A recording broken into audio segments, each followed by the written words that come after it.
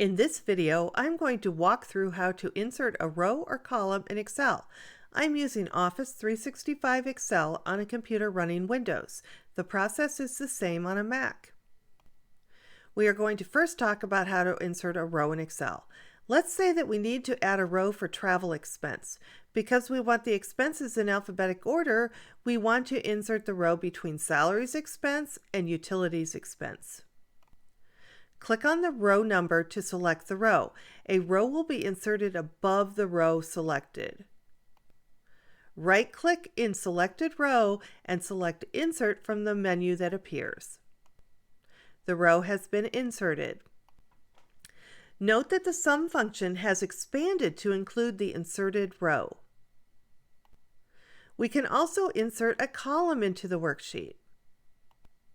Select a column by clicking on the column header. The column to be inserted will be inserted before this selected column. Right-click the selected column and click Insert. The column has been inserted into the worksheet. That's it. We are done. This video was created and narrated by Dr. Wendy Tietz and is part of the Excel Skill Builder video series. See accountingisanalytics.com for additional faculty and student resources.